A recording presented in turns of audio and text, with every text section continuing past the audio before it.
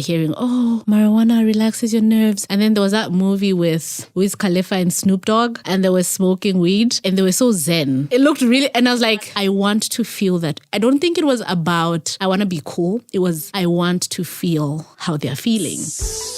Welcome to Reclamation, the podcast where conversations meet practical insights, guiding you through the maze of behavioral science to empower better public health outcomes. With a passion for bridging the gap between medicine, psychology, and sociology, Tabo brings a unique perspective to every episode. Get ready to reclaim your understanding of health and behavior. This is Reclamation. Hello, and welcome to this week's episode of Reclamation. On today's episode, we have a very special guest. She's special because she's somebody so dear to my heart. She's somebody I've known for years. Like since when did we meet? 24 years ago now? Yeah, I think it's been 24 years. So she's someone I know, someone I've grown up with, someone I've seen turn into this amazing and beautiful woman that she is. And she's gone through so much in life, so much that I'm hoping a lot of us can learn from and be inspired by her resilience and how she's overcome a lot of what life has thrown to her. She's Cece. She's a good friend of mine. She was actually the one person who was my cheerleader when I had this idea of this podcast. So welcome to Reclamation, Cece. Thank you so much. I am so excited to be here. Mm-hmm. Look at you, the podcast. Finally. Beautiful. Yeah, because the last time I was on your podcast. Yes. And you didn't even know that you do this. And I'm just so proud of what you've accomplished and what you're doing. It's really beautiful to see. Thank you. Like you were part of the inspiration with your podcast. It's like, if Cece can do it, I can do it too. Oh, I'm humbled. Yeah, so she's a marketing professional. She's a mental health activist. She's very passionate about human behavior. And she has a lived experience that has led to her passion and wanting to see other people do better. Can you tell us about that? Because I remember when we met years later, after going some time without having been in contact, she shared her passion for mental health and a little bit about her story. So I'd like other people to understand, to say, what led to you? Why mental health? Why do you care so much about it? Okay. Hello, everybody. Cece, as you have introduced. So actually, I only recently became very vocal about it. I always did it in the background.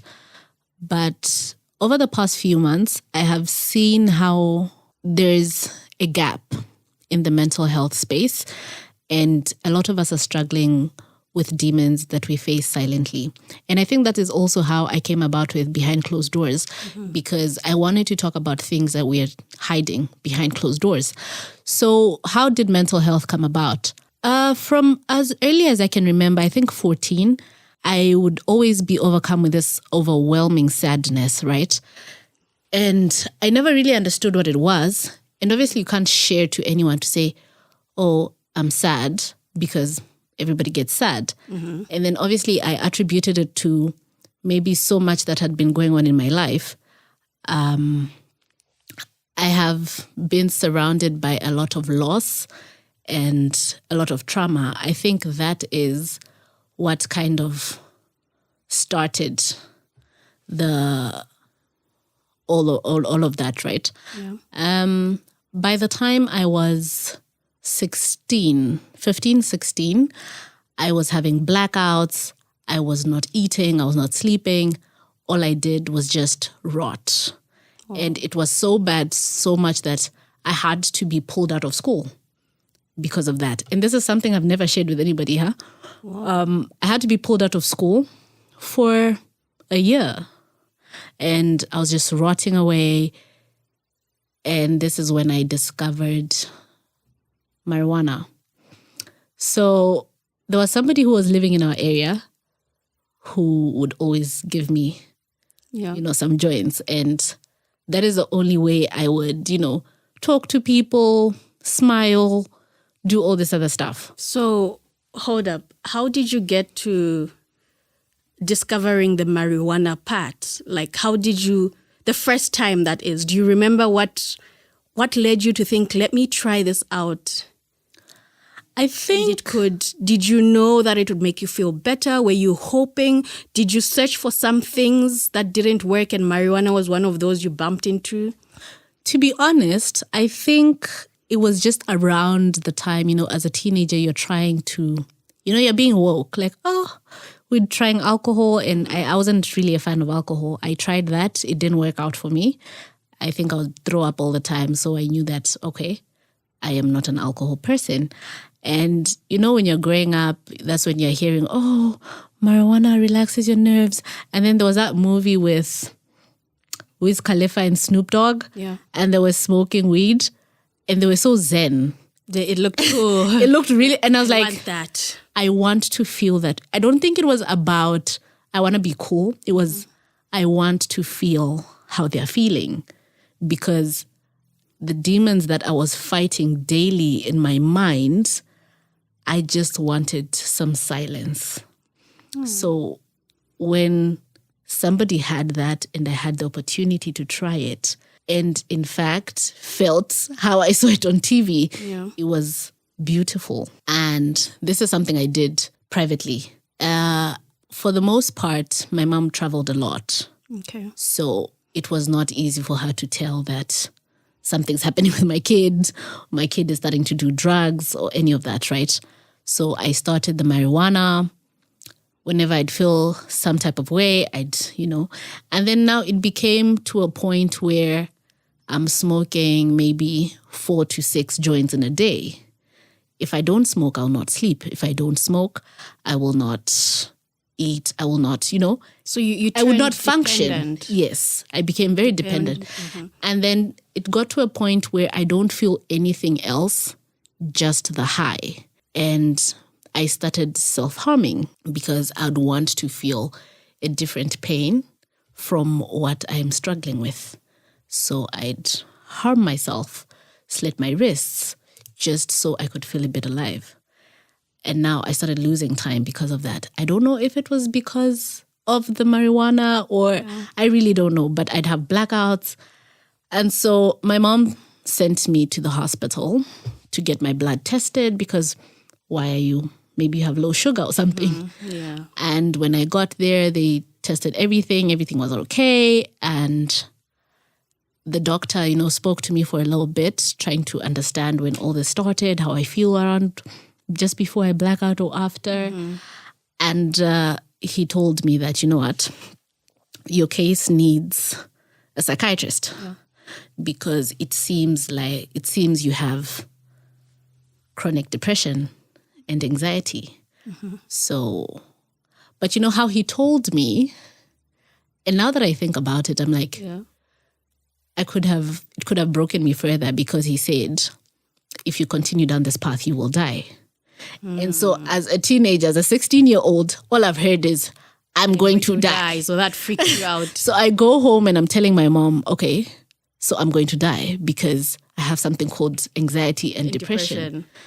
And the grace that this woman showed, I'm very thankful to this day because an African parent being told that your kid has a mental illness is really, nobody wants to have a kid. That was like 10 years, over 10 years ago. That was over 10 years ago. Nobody wants to have a kid who's broken. So, I go to the psychiatrist and they do all the assessment. And yes, that is what I have. So they're giving me all these pills, antidepressants, anti-anxiety meds, sleeping pills. Yeah. So I'm on a cocktail, right, of all these meds. And so I have to now work the meds and the marijuana because I'm still abusing that, right? And now it means it's... Your doctors know you were using? No, nobody. Till this day, till now in the podcast. This you don't know. Nobody knows. So the medication did not work. They instead numbed me because maybe the chemistry with the marijuana or maybe my body was not working with it. Because also you need to realize that at that time, over 10 years ago, that was trial and error. mental health wasn't something that, okay. It's just something we're still right now, exactly. But at least where we are at now, it's much better to manage. We've made progress in that area. But then it was really try and error. So, okay, if this didn't work, we'll try this next thing. If that didn't work, we'll try this. So I had a series of different medications on and off, you know. So... But the marijuana was still there. The marijuana was still constant. It was the constant. It was giving relief, would you say? It was giving relief. It was giving zen. It was giving peace. Yeah. And at some point, I thought to myself, I haven't been to school in over a year. And I have to pretend with my age mates. Yeah. I would, when it's 16:30, I'd wear my uniform and come outside so that people would be like, oh, she's from school. And I think also having to keep up that took a toll on me, because also I was from a very small town where if I go to a social worker, everybody's going to know that, oh, John Van's child has a mental disease. And so I stopped going there altogether. And I had now to start pretending to say I'm fine. And I had to pretend even in my home to my parents to say I'm healed. Okay. So I'm praying, God is good. I'm healed. He saved me. And that just got worse. I think it's been an on and off thing from then to now in recent time, where I'm old enough to say, you know what, I can't rely on my parents to take care of me anymore because I'm an adult now. So I have to make the informed decision. I have to stand to say, this is not the life I want for myself anymore. So the therapist that I dreaded, I started going.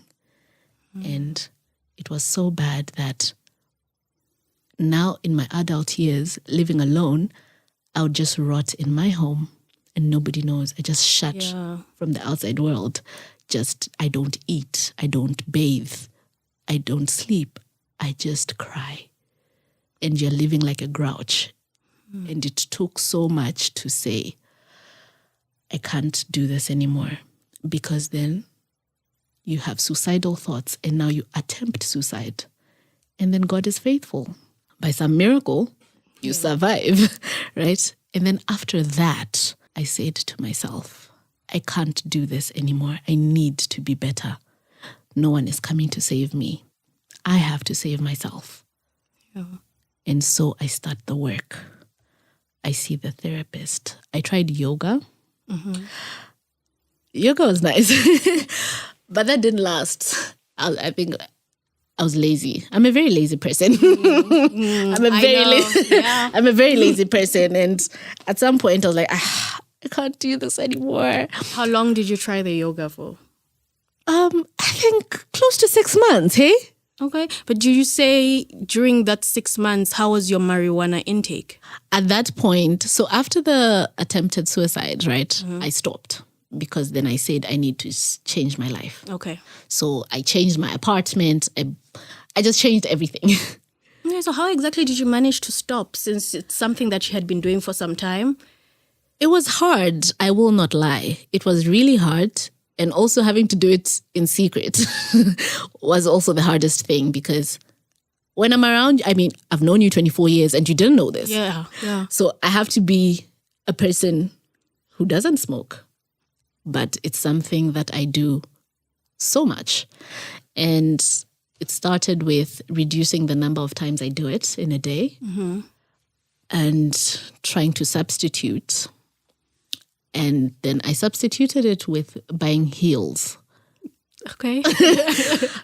I'm really obsessed with shoes. Yes, you are. I've seen your shoe rack. Makes sense. Every time I'd be sad, I'd go to the mall and get a pair of heels. And then, that high. But then also, that was getting too obsessive. You've seen my shoe rack. It's not healthy. So I needed to find something to replace the marijuana, which I replaced with the heels, to replace the heels. So I started yoga. Okay. So the yoga, it worked for a few months. but I didn't have the commitment for it. And so I relapsed again. And Relapsed to the hills or to the marijuana? I just relapsed to depression, to rotting. Yeah. So I was rotting away. I was not taking care of myself. Were you getting any help? At the time, no. Okay. And it was so bad that I just didn't see the meaning of being alive. At some point, I said a prayer to God and I said, you know what? Just take my life now. I tried it myself.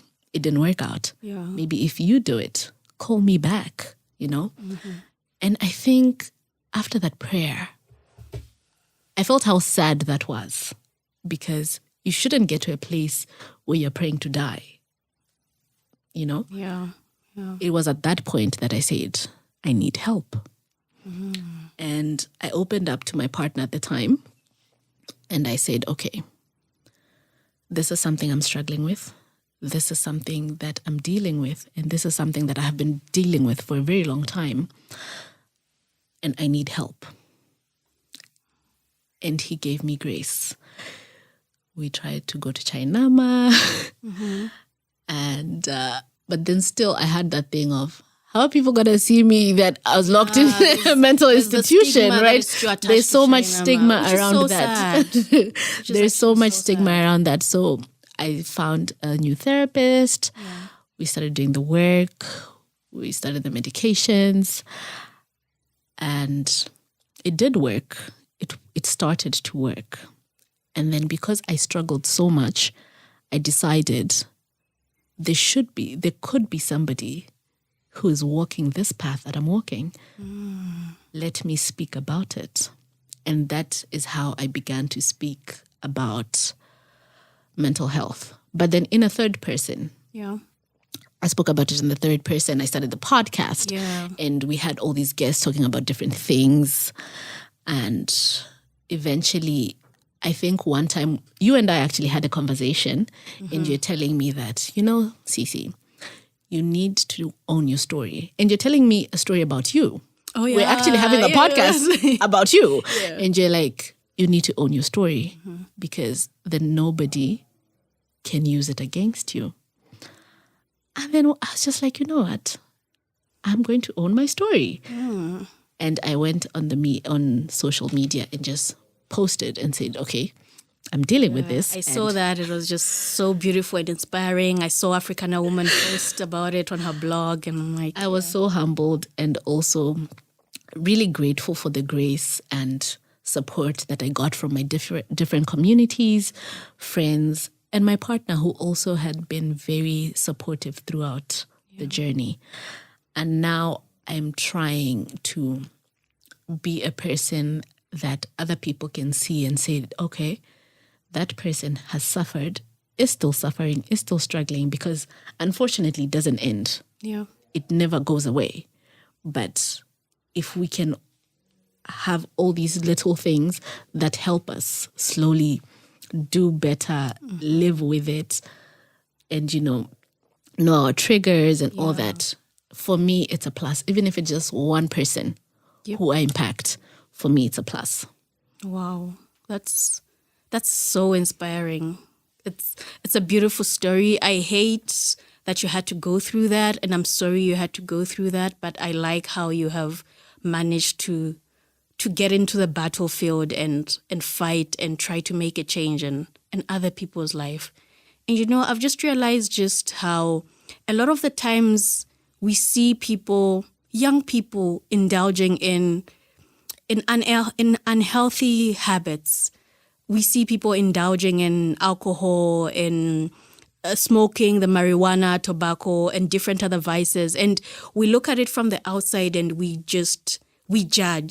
And it doesn't make sense for us because we look at them and we're wondering to say, but they know the effects of what they are doing, but why aren't they actually stopping? Like, for us, it's a button. We think it's a button that you can just snap and then the person should automatically snap out of it and stop. So it really just shows, you sharing your story shows how there's just so much that influences our behavior and our choice. And I'm looking at how you chose to indulge in marijuana at the time because you needed something. You desperately needed something, and that's what was available. And you did that for years, and it helped you. So I'm wondering, do you have anything you would say to, like, maybe a parent or a family or friends who are looking at somebody indulging in something like marijuana or any unhealthy vice? You know, what you said is actually very true, because when you're looking from the outside, you don't know what a person is going through. Sometimes, quite all right, it's for, this is the wave now. Yeah. Everybody's doing it, so let me do it as well. But then sometimes there's something deeper, and the problem is people, before you understand, you judge first, right? Yeah. And you'd be so quick to say, this is so bad for your health. Hey, you're going to die. Yeah. You know, all that stuff. Yeah. And I think I have gotten to a place where I meet people with grace, because I don't know what demons you're facing, what demons you're battling with. And I think we need to find ways to sensitize people without stigmatizing them. And I think this would play well with the behavioral science, because in the behavioral science, you have habits that counter the vices, right? In a way that is graceful, where you don't have to make a person feel bad than they already do. Yeah. Because when I stopped cutting myself, when I stopped self-harming, I then had to walk around with a rubber band. My therapist told me that instead of literally making yourself bleed, maybe try to... So it snaps and... Exactly. So it's not the best thing, but it's the next best thing. Yeah, yeah. You see? And even as they speak to me, they're not judging to say, but why are you cutting yourself? You're a big person. Yeah. Don't do that, you know, because you never know what someone is struggling with. But if we could find, and I think also it starts with people being open with these conversations. Yeah. It starts with these conversations, which are so uncomfortable, being had. And I'm so proud of you for sharing and starting this conversation with your story. Like it's you being vulnerable to the world, and hopefully we can tap into that and learn so much. So, yeah. Thank you. We're on the right path, I guess. Yes, I think we're starting to get there. And I've seen that there's a lot of people now who are advocating for mental health. But then there's still people who are still stigmatizing, which is very shocking. But then also I have come to realize that people hide what's inside by, mocking other things. Because you'd find, I was also a person, I struggled with depression for over 10 years, right? Yeah. But I'd also be like, I would never see a shrink. Yeah, because I get that. It cost me zero to say, it is what it is, right? It's the same thing with even Chainama. Like, people know to say, you can see a therapist there. But then the thought of, okay, I drop off and I walk to Chainama. How is everybody going to... That's the thing. So I had to stop being a hypocrite first. So all of us have to stop being hypocrites first if we want to see the change. Because we can't see change if we're not doing something ourselves. Yeah. You know that thing I'm starting with the man in the mirror? You can't tell your neighbor before you fix yourself. So if we're not having these conversations, if we're not spreading the awareness, if we're not educating people, because other people genuinely just don't understand. True.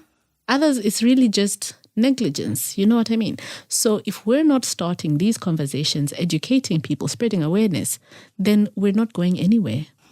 Wow. This has been a lovely conversation. It's just, I'm hoping even for the listeners, they realize just how much a lot of our emotions, a lot of things unseen really play a role in what we see on the outside, the behaviors we look at and judge, and the behaviors, the people we call junkies. Yeah. There's just so much more, and sometimes it's not just about the educating of the people, as I always say, to say you can't really keep telling somebody to say this is bad, because the help they need might not be them knowing the negative of what they're indulging in, but it might be much deeper than that. So I'm happy you brought this. It's been an insightful conversation. It's lovely. Thank you so much for sharing this story on Reclamation. Thank you so much for having me here. Yeah, so any last words? It's funny because I tell other people That, and then now you're like, what am I I've never. I think meet people with grace, because you never know what people are dealing with and what people are constantly having to battle with.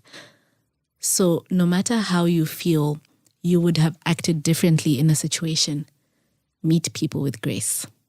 Wow, that's powerful. That's lovely. She says meet people with grace. I hope this week we will try to look at the people we've been looking at and judging and try to extend some grace towards them, even as we form a picture of who we think they are or might be. That's a very powerful thing. Thank you so much for that, Chonga. Thank you so much, I'm so happy Cici. for being here. Thank you so much. Yeah. So that was Cici. She shared her story of how mental health affected her behavior, how she ended up taking marijuana, and how that was an escape from the depression that she was living with and that she has been living with. And it's been a very insightful conversation. And I think it leaves us with so much to reflect on.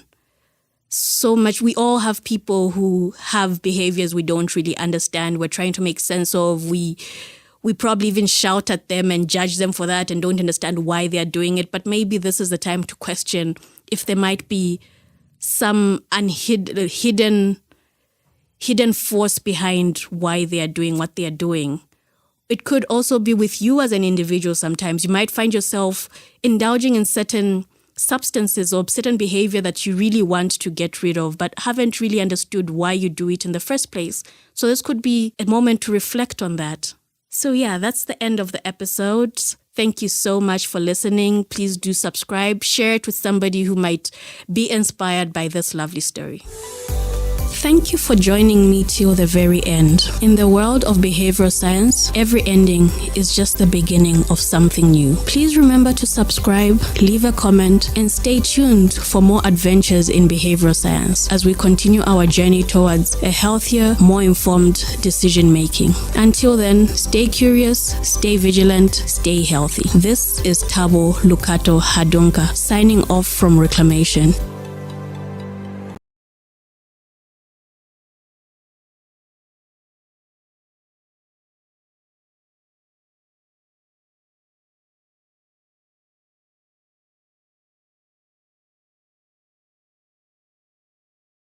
Outdoor experiences, and this is based off of experience and seeing the impact as well it's had on my clients. I actually tend to prefer outdoors because, like I said, there's the sun, there's the trees, the fresh air. I've seen that the overall benefits for outdoor Pilates is actually pretty good because you're incorporating the vitamin D, for instance. Welcome to Reclamation, the podcast where conversations meet practical insights, guiding you through the maze of behavioral science to empower better public health outcomes. With a passion for bridging the gap between medicine, psychology, and sociology, Tabo brings a unique perspective to every episode. Get ready to reclaim your understanding of health and behavior. This is Reclamation.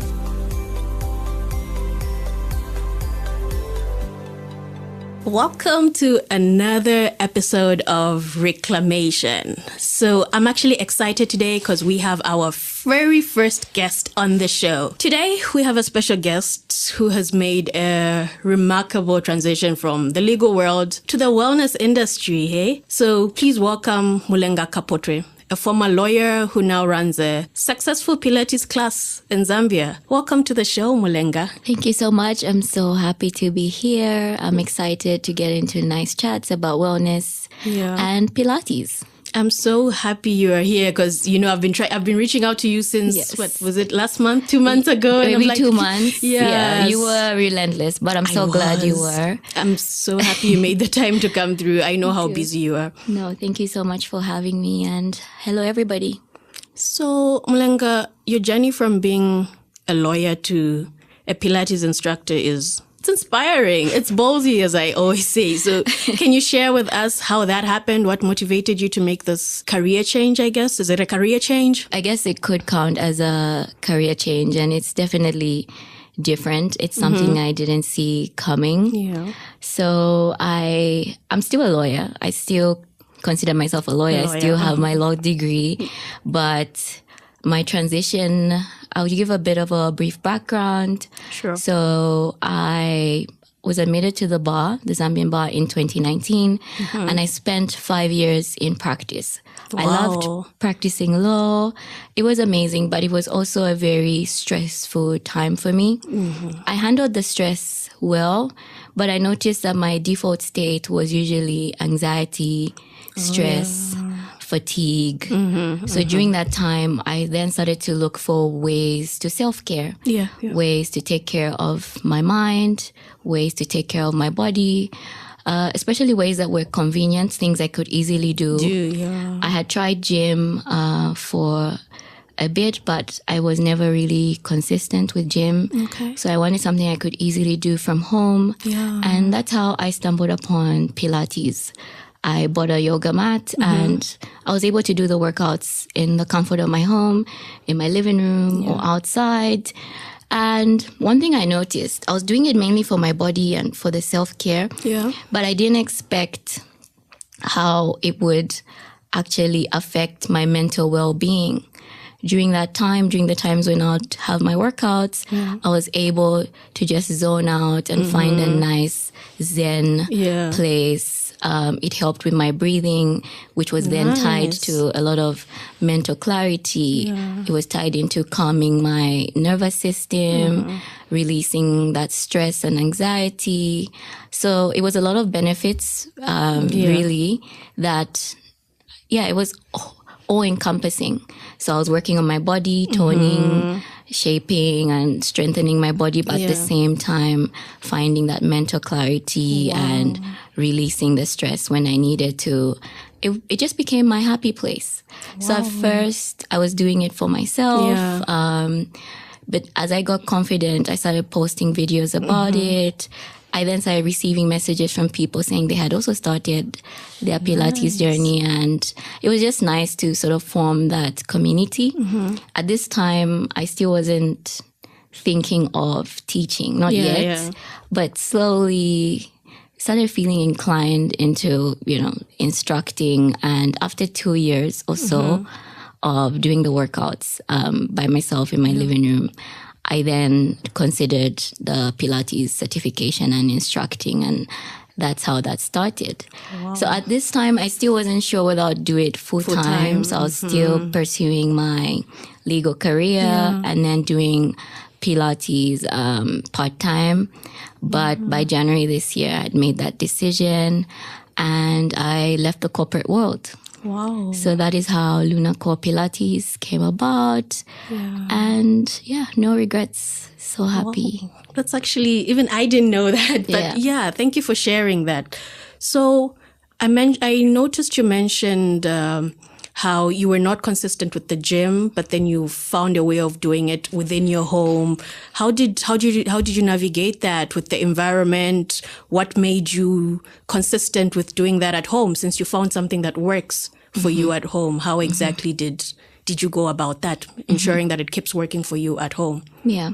So I think one thing that was key for me was convenience. Because usually when you put yourself through a lot of pressure or, getting up from home, getting in your car, then taking that drive to the gym, it's not always convenient. It isn't. I mean, I'm speaking for myself. There's people that find it convenient, me too. But speaking for myself, that was not convenient. But just knowing I could get out from bed and take a few steps to my living room or step outside and it's a nice, beautiful morning, the sun is shining.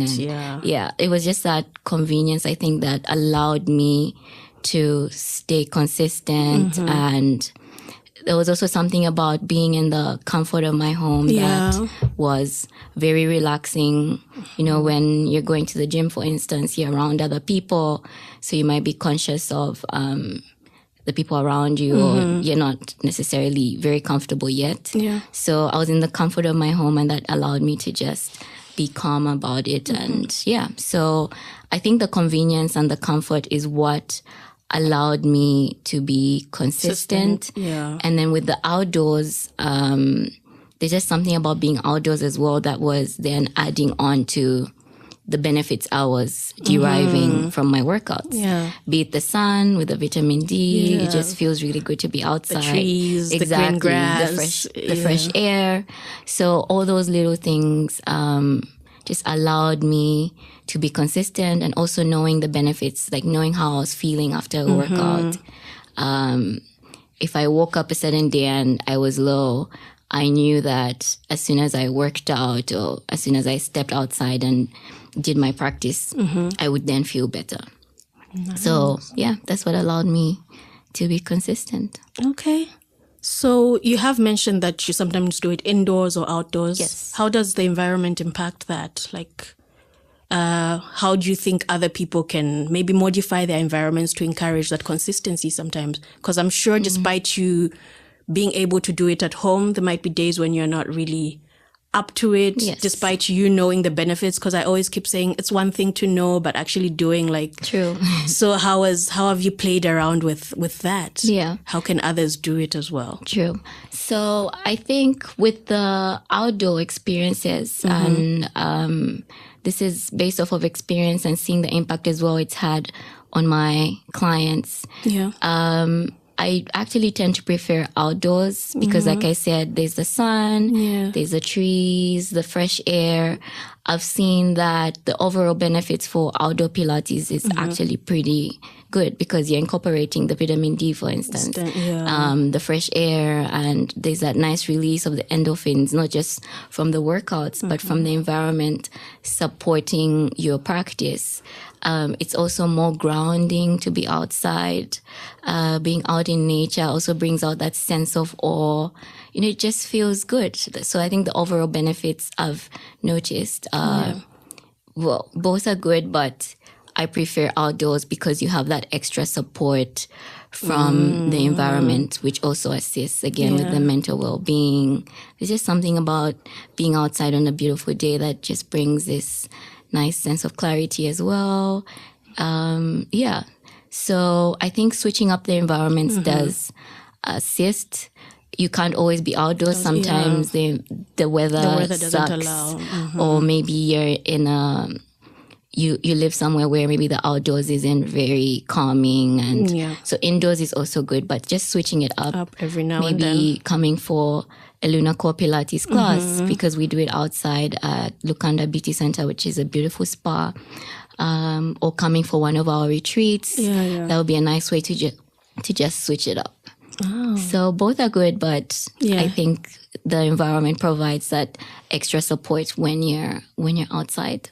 It actually does because, you know, when I actually just found you and noticed you started doing this, a lot of your videos would be you in the grass outside. And it's just looking so pretty because I'm looking on Instagram and scrolling and I'm like, oh, it looks fancy. Like it's encouraging to say, okay, maybe I should actually sign up for a class. So you're absolutely right. The environment really does help keep you in check. It does. It really does. So what are some of the benefits you've noticed from your clients? Because I know you've been running a class for some months now. Yes. Yeah. So what are some of the benefits or the testimonies you've gotten from your clients? Okay. So the testimonies have actually been quite overwhelming. Yeah. And we've recently started a series where we're recording some of our clients and they're just explaining the benefits that Pilates has had for them. I also received testimonials, which we also put on our social media. Yeah. So I'll start with the body. Obviously, it tones and strengthens your body. So I've received reviews where clients are feeling that their bodies are more toned. Yeah. Some who were pursuing a weight loss journey have been able to lose weight. Nice. Everyone is looking for different benefits, obviously. Yeah. And going onto the mind, it's been quite grounding for, I was going to say most of them, but actually all of them, because it's your moment to just zone out and be mindful, taking a moment to breathe, and at the same time, you're also working out. So there's a lot of mental clarity that comes with that. Most of my clients have high stress jobs. So during that time, they're able to just release that stress and release whatever fatigue they're feeling. There's some people that have been able to sleep better. Nice. Because yes, there are certain hormones that are released, and it just brings also that sense of calmness that helps facilitate better sleep. So yes, there's people that maybe were battling with low emotions or depression, and this has just helped them find that sense of balance and purpose that grounds them and just helps them feel better. And there's also something about community. So with the group classes, you're able to work out with like-minded people. And there's that nice emotional support and sense of community and purpose that comes with that. So yeah, overall, lots of benefits for the mind, for the body, for the soul. It's so beautiful, honestly. Yeah, so from what I'm getting, Pilates seems to be a holistic practice. Yes. Like it benefits both the body and the mind. Yes, Which it's certainly a holistic practice. And what we do is when we're starting the sessions, we start with breathing and mindfulness. So the first 5 minutes is taking a moment to just relaxing your body, relaxing your mind, breathing, which is really, really good as well to get your body ready for the session, but also to ensure your mind is fully present in the moment. Our minds love to multitask. We're either dwelling in the past or planning ahead, worrying and anxious. We're in the future already. So during those first 5 minutes, we want to ensure everyone's just in the present moment. We then have the session. And at the end, again, some breathing, and we finish off with gratitude and self-love, which is another 5-minute practice where you're just taking a moment to focus on what you're grateful for that particular day, and also finishing off with some self-love, saying something kind and loving to yourself. And that is so good for the mind as well. Wow. You know, especially with a self-love one, saying something kind and loving to yourself. Our minds are usually so quick to self-criticize, or we beat ourselves down, or we're always waiting for other people to show us love. But in that moment, you're taking that power back, which is so good for your mental well-being as well. So it's definitely a holistic practice. Okay. Okay. That's good to know. But I'm guessing for you to be able to actually see the benefits, you would have to be quite consistent. Yes. Like, are there any tips you give to your clients that you'd like to share, one or two, or how you stay consistent? Because do you set an alarm? Do you do it every day? Do you have times of the days when you do it and prefer other times? Like, how do you make sure? Because I know you wear so many hats because you're also doing tennis now. Yes. So it's like, how do you balance all that, making sure you stay consistent with your Pilates while also doing everything else in your life? Yeah. Okay, so I'll speak for myself first and then go into the clients. So before, when I was juggling my job and the Pilates, not necessarily, I wasn't teaching yet, but when I was just doing the classes and practicing, the best time for me was after work. In the evenings, I would get home, change from my work clothes and immediately go into my workout clothes and just find a class. So that day, if I was not in the mood to really work out, I'd find the shortest class on YouTube. And, you know, it was better than doing nothing at all. So I'd find maybe a 15-minute class and work out, and I would immediately feel better.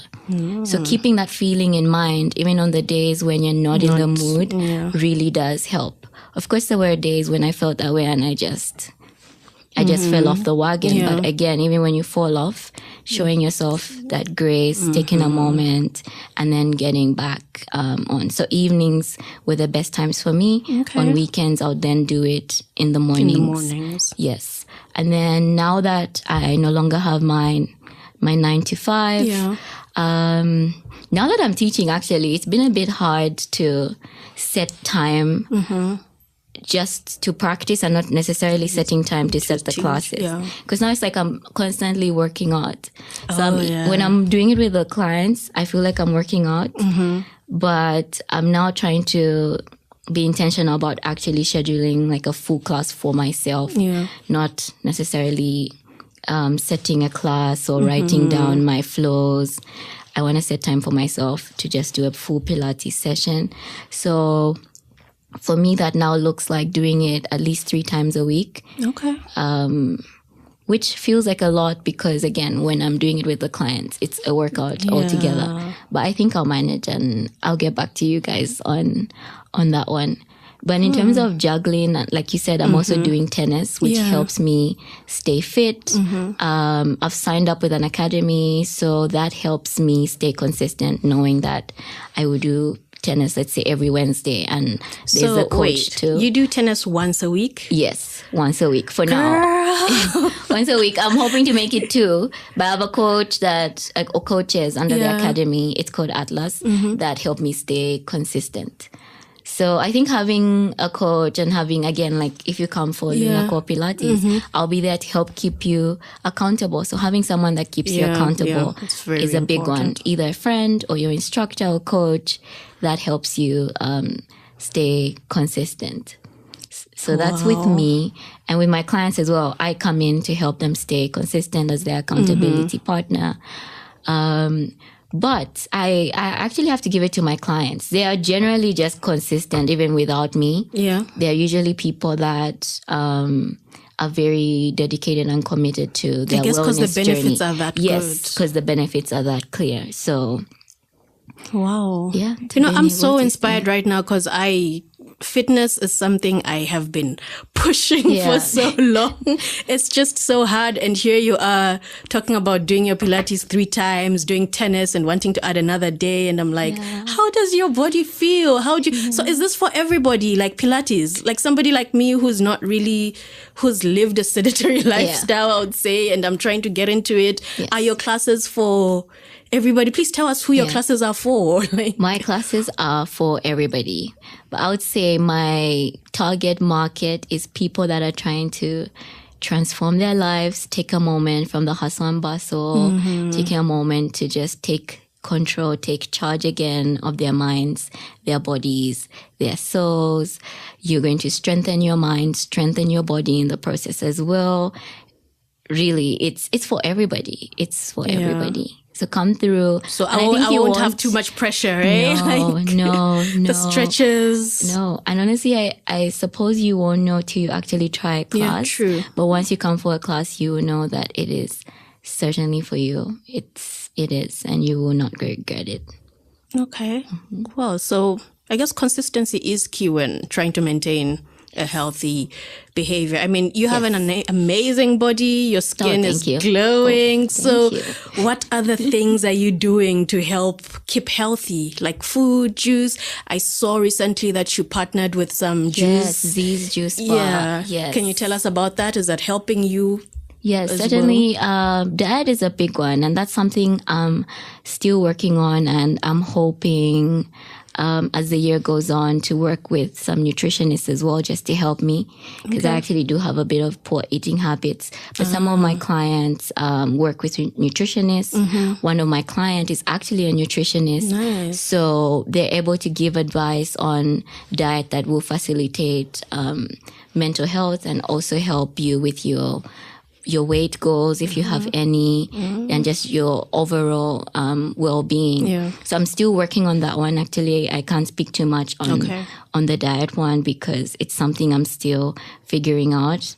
And I'm sure a lot of people will relate as well. Yeah. Just finding what works for you. But I do have friends that really do incorporate like proper nutrition diet, and I've seen how amazing that has worked out for them, especially incorporating that with the workouts. It's a holistic approach to your mental wellness, and it's beautiful to watch, and I want that for myself as well, actually. So I'm also still learning, still growing.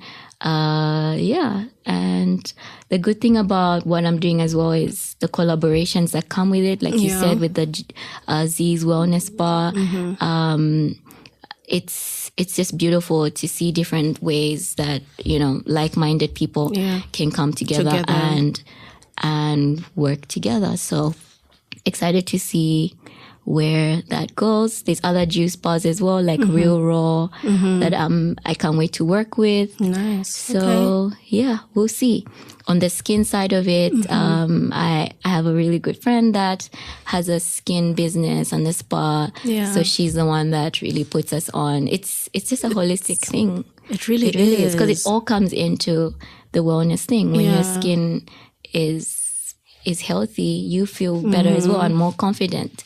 When your body is whatever way you want it to be, whatever wellness goal or body goal you have for yourself, when you reach that goal as well, it brings a sudden boost of confidence. And also the journey to those goals, just giving yourself grace through each period. It doesn't mean when you haven't yet reached your skin goals or your body goals, it doesn't mean that, you shouldn't feel good about yourself. So it's all just it's a process, honestly, and it's a beautiful journey, really. It is. Actually, speaking of collaboration, you recently had a brunch? Was it a month or two ago at Nkwashi? Yes, with Nkwashi. That was amazing. How was that? What were the benefits of that? Yes, so we were by the lakefront, and it was really, really, really beautiful. So the session was just right in front of the water and everything. I can imagine. It was amazing. And again, doing the Pilates outdoors in a beautiful space, it just adds on to that grounding and that mental clarity and relaxation that just works really well with your workouts. We have a few other things planned with Nkwashi, so I'm looking forward to that. And I encourage people to come through. We had a nice brunch afterwards. We took a hike. Hopefully. Healthy foods. We took a hike. That was also really nice. It was like a walk around the lake. So yes, all those things honestly add on to just feeling really good, mind, body, soul. That's really nice to hear. And was this for both males and females? Is Pilates, because I know every time we think of Pilates, it's the ladies. Yes, it's mainly the ladies, yes. So Pilates is for both men and women. We have a lot of athletes around the world that are now incorporating it into their routines because they're starting to see the benefits. It really does strengthen, especially the core, which is key to any sport, really. Even if you're not playing sport, it's key to your well-being, your overall being. So definitely Pilates is for both men and women. For the events, whenever it's just women, we do make that announcement. So the brunch at Nkwashi was only women. Okay. So whenever it's just women, we do let people know. When it's combined, we let people know. And for my classes as well, there's a women's only class and there's a mixed class where men are free to come. That's beautiful to hear. You're creating a very nice space for we the women. No, it's amazing, and I'm always championing women just finding their power and following their pursuits and crushing their goals, but not just in the office or in their business, but also in their own personal lives. And something about finding that balance and grounding yourself, mind, body, soul, that also just helps boost all of those things that you have going on. And also taking a moment to just pause from the world. Yeah, from the world, taking time for yourself, It's self-care. Yeah, it is. And I think women really deserve that. They really do. We wear so many hats and it's nice to just take time for yourself, to pour into you, to take a pause from being a mom, being a sister, being all those hats that we wear. Okay. Yeah. So what do you have planned for Lunar Core Pilates? Anything coming up? Anything interesting? What's happening in the next, I think, between now and the end of the year, maybe? Oh. What should we look out for? Okay. So some are still in the works, some are surprises. But next month, you can look out for another collaboration with Nkwashi. Okay. A few months down the line as well, we have an upcoming Pilates retreat, Lake Malawi with Robin Pope Safaris. Wow. So it was supposed to be end of June, but it was postponed and we'll announce those dates as well. That as well will be beautiful by the lakefront. And you mind telling me more about that? I'm curious. So what does that mean? What are people traveling for? Why should I join? Why come for a retreat? Especially if you're going to cross the border literally to another country. It's a beautiful property. I haven't been yet, but I've seen the videos and the pictures, and I've had people that have traveled there and they've given beautiful reviews. So with the Pilates retreats, we'll have workouts every mornings and some evenings, and it's an adventure retreat as well. So, there'll be fishing and kayaking and sailing on the boats, really just being out in nature and finding that balance and inner peace, but at the same time you're working out, having chats, wellness chats with like-minded people, all encompassing. And really, that sounds really, really, really exciting. I highly recommend it. And we usually do the same things. Everyday society, we do the same thing. So why not take a moment to just try something different? And that's, I think, an exciting way to give that a it really shot. is some self-care. Like, we deserve it. Yes. Is it for women only? Which one exactly? The retreat? No, men and women. Nice. Men and women. Okay, that's good. So we'll announce the dates hopefully soon. Okay, so how do we know when you announce the dates? How do we find you? Where are your classes? Online presence? Yes, so online presence, we have an Instagram page, Luna Core Pilates. Luna Core Pilates. Yes, Luna with an R. We have a website as well, www.lunacorepilates.com, so you can learn more about Pilates, learn more about my journey, see some of our reviews as well. And yes, so website and Instagram is where you can find us. That's where the announcements will be made. And also LinkedIn. We have a LinkedIn page, Luna Core Pilates. So yes, you can search for us and join our loving community and see what else we have lined up for the rest of the year. Wow, nice. Thank you so much for sharing this. It's inspiring. And I'm sure for somebody listening, they'll be like, okay, I need to actually consider this and do it. Yeah, so is there anything else you wish I had asked? No, I think you've been amazing, actually. I think you really asked. Thank you. As the first guest, thank you. This was an amazing chat, and I'm so glad we finally did this. And it was so nice to just talk about my journey and also share the benefits of this world that I'm now in. And you're doing an amazing job. Mental wellness is a big thing, and it's something that we should all prioritize. We should. We really, really should. And it shows up in different ways. Be it the stress, like we've talked about, the fatigue, or, having these negative thoughts that are always taking you around in this spiral. All that is mental wellness. Like, you need to just take a moment to self-care in a healthy way. Yep. In a healthy way. So I'm glad that you've created this space, and I'm honored to be here. Oh, thank you so much. We could go on and on, but I'm so happy to have you here. I can't wait for this episode to air. But thank you so much for having it. So to our listeners, I hope you found this episode as inspiring and informative as I did. Remember, our environment plays a crucial role in your health behaviors, and making small changes can lead to significant improvements. So if you're in Zambia, if you're in Lusaka, be sure to check out Luna Core Pilates for classes and start your transformation journey. That's it for this week's episode. Thank you. Thank you for joining me till the very end. In the world of behavioral science, every ending is just the beginning of something new. Please remember to subscribe, leave a comment, and stay tuned for more adventures in behavioral science as we continue our journey towards a healthier, more informed decision making. Until then, stay curious, stay vigilant, stay healthy. This is Tabo Lukato Hadonka signing off from Reclamation.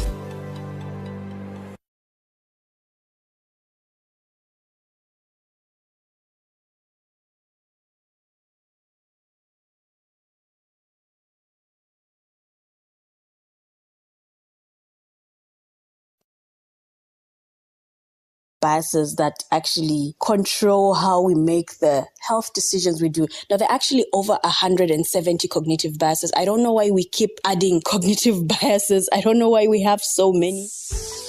Welcome to Reclamation, the podcast where conversations meet practical insights, guiding you through the maze of behavioral science to empower better public health outcomes. With a passion for bridging the gap between medicine, psychology, and sociology, Tabo brings a unique perspective to every episode. Get ready to reclaim your understanding of health and behavior. This is Reclamation. Welcome back to Reclamation. You've made it to the 3rd episode. Wow. So, it's actually so hard to talk so clearly and try to be fluent and try to be clear enough for people to understand what you're trying to say without them having to see you. And so it got me thinking about how I decided to start this podcast. Before starting Reclamation, I had to think about why I wanted to have the podcast. I had to think about if I was capable of actually hosting a podcast, if I had the time, if I had the energy, what I wanted to talk about, who the podcast is for. And that made me realize just how much thought got into the planning of the podcast, the planning of the episodes. What am I going to talk about? Who is it for? Is it going to be beneficial? Is it everything, all the, how am I going to record it? How's the editing going to be done? On what platforms? There's just so much thought that goes into preparing for a podcast and putting up an episode. But then this week I was attending a scholars bootcamp, and during the tea breaks, we have options of having either coffee, tea, or a cold drink. And for some reason, I didn't have to think it through. I automatically knew I had 2 options. Despite being given 3, in my head, it's like I only had to choose between the coffee or the cold juice, because that's what I like. That's what I prefer. And I had just been interchanging between the 2 continuously throughout the days. I didn't really give it a thought. It's not something that it just happened automatically. It made me realize how there's some decisions we make that we actually have to put so much thought into looking at, why do I want to do this? How am I going to do this? But then there are other decisions in our life that we make, and it's just, we don't really give it. It's like within 30 seconds, you know what you want to do. And I guess that applies to a lot of other things, because you can't keep spending so much time on simple decisions such as what color jersey, okay, not what color jersey you're going to wear, because we do put some thought into that, but something like what example can I think of? What example can I give? Something about the type of spoon you're going to pick from your drawer when you want to have your cereal or something. I don't think it's something a lot of us go, and stand there and weigh the pros and the cons and the what and why do I want to do this? What's going to work better? You just pick the quickest, because it's either what you do all the time or what you've seen being done by most people. And that is what we're going to talk about today. This episode is about cognitive biases.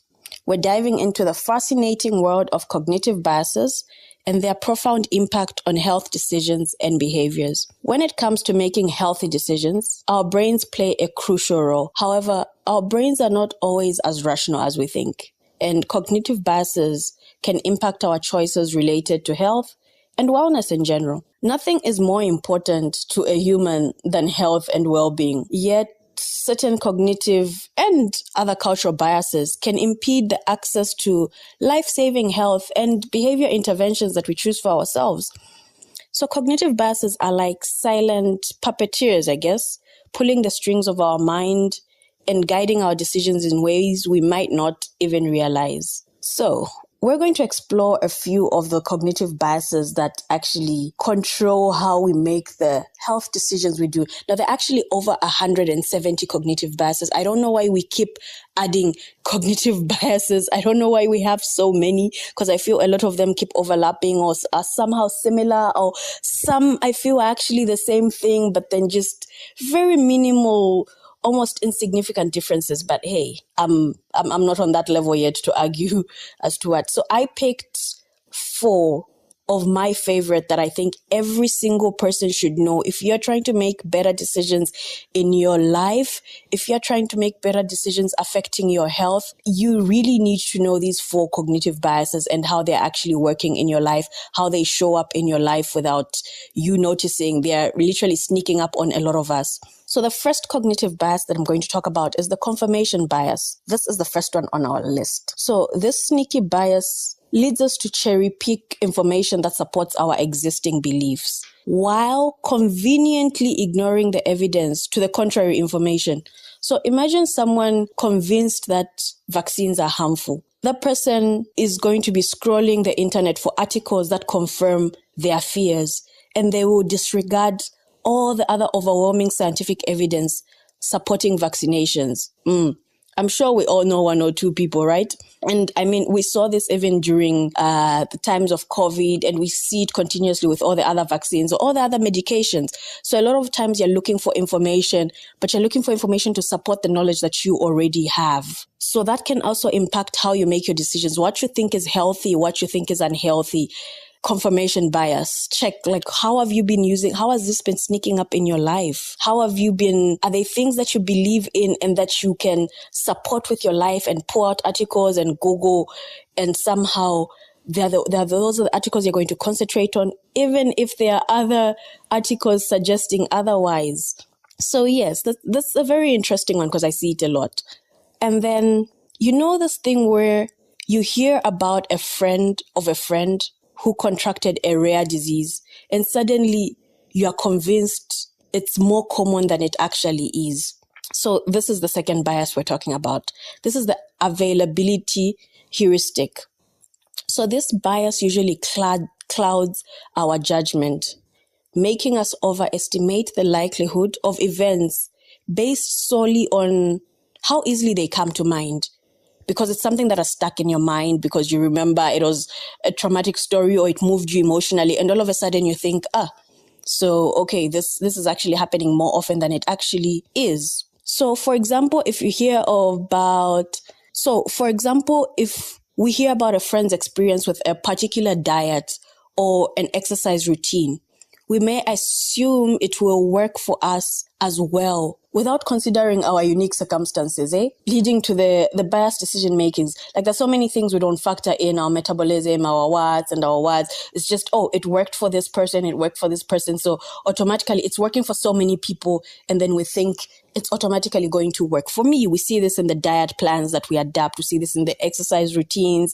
It happens so many times just because there are so many people who are popping up on your timeline, on your social media pages, on the media you're consuming, who are testifying to a particular health habit, and you automatically think it's going to work for you because majority of the people seem to be doing it. I don't know, but I think this bias can somehow be used for good as well. I think it can be used to encourage good, healthy behavior. More like what I tried to do with my story of taking my ARVs, having an undetectable viral load, and not infecting my husband and my little baby. I guess we are trying to use it, but are we using it as much as we could? Because I see it being used in HIV, like with my story. So automatically, if more people come out, then even the few people who have the stigma and the self-denial are encouraged to do it and take their medication. That's availability, because you feel, everybody else who's living with HIV is actually able to live a healthy life.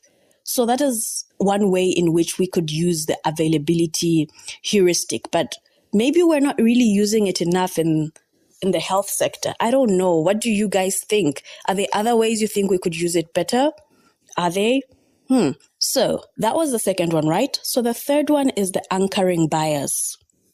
So this is our next contender. It can really throw a wrench in our health decisions. Imagine you're at the doctor's office and they throw a scary sounding number at you, like your risk of developing a certain condition.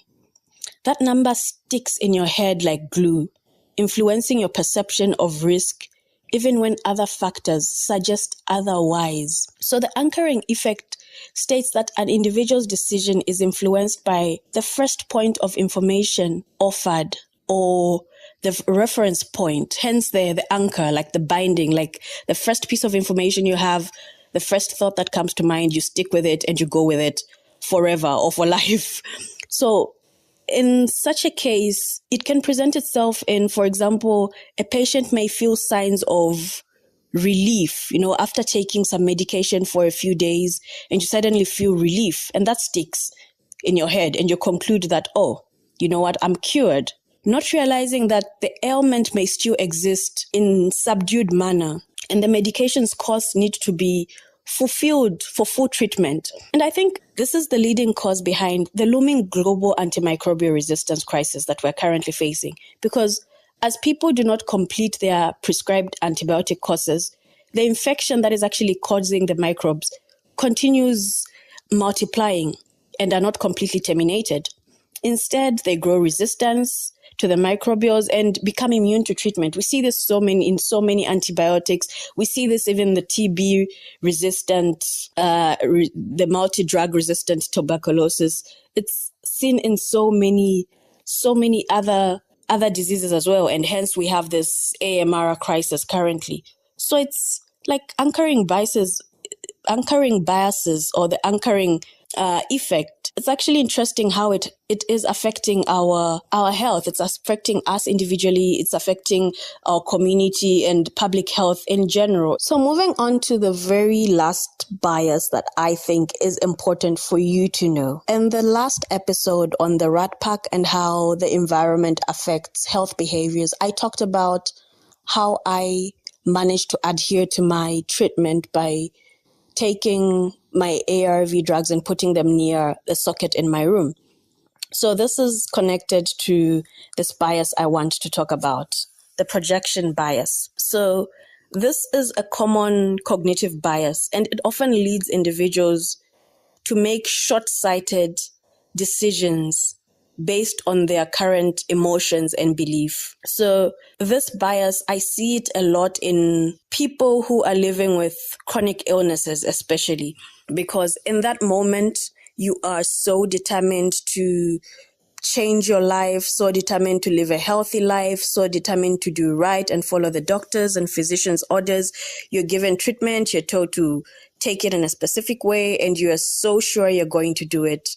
And 3 days later, a week later, you are actually not taking it the way you're supposed to be taking it. This is the projection bias. So this bias arises from the tendency to overestimate how much our future selves will share our current preferences, values, and beliefs.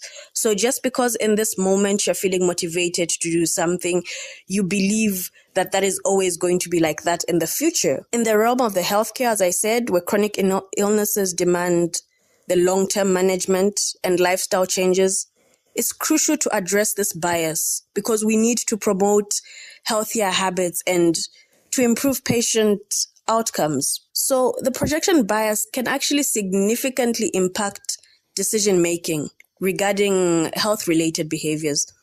So patients may underestimate the extent to which their future selves will prioritize their health, leading them to make choices that cater to their immediate desires and emotions rather than their long-term well-being. I mean, we see this in the patients that are struggling with substance misuse of a particular substance and are not ready to give it up because they believe they are okay, they believe they are fine, and do not realize or do not anticipate that in the future what they're actually feeling and believing, because what is currently happening is giving them immediate gratification. It might change. Their beliefs, their priorities might actually change. And that's why in the last episode, I talked about how I look out for future me because I might not always be motivated or remember to take the medication. So this is a very common bias we see. This is a very common bias we fall victims of. I mean, a lot of us actually fall victim of this in just the way we choose to buy our snacks. You know, when you're motivated, you're starting a new month and you're like, I'm done with all the junk food. I'm only buying healthy snacks, the fruits, the vegetables. And then later you get home 2 days in and you open your fridge, you open your drawers, and there's nothing that you really want to eat because you filled it up with the healthy stuff. So that is one way of actually trying to avoid this projection bias. That's one way of actually knowing about it and trying to do something about it because you know it's going to happen and you are looking out for your future self, as I had said. So that's something you need to ask yourself how it might be creeping in. Do you overestimate the future you, how capable future you is of looking out for yourself? So yeah, that's something to think about. So knowing about these cognitive biases is one thing, and I cannot say that you can completely avoid them. Being aware of a cognitive bias doesn't mean you can completely avoid them. It's almost like saying, because I am aware that bullets make ouchies, therefore I can dodge them. Like we know bullets, we know the impact bullets have, but you can't always completely dodge them. But then the thing is, they are bulletproof. But the thing is, there's still bulletproof armor nonetheless. So it's something to actually know. It's definitely not going to help you avoid them completely. But if you know nothing about them, you can't do anything at all. And the people who actually know about these biases can weaponize them against those of us who may not actually know about them. So what can we actually do now that we know them? We need to equip ourselves with some tools to combat their influence on our health decision. Tools such as seeking diverse perspectives, surrounding ourselves with a variety of viewpoints can help challenge our biases and lead to a more well-rounded decision making when it comes to our health. Like we need to hone our critical thinking skills by questioning assumptions. Like just because we've always believed something doesn't mean it's true. So by interrogating our beliefs, we can uncover hidden biases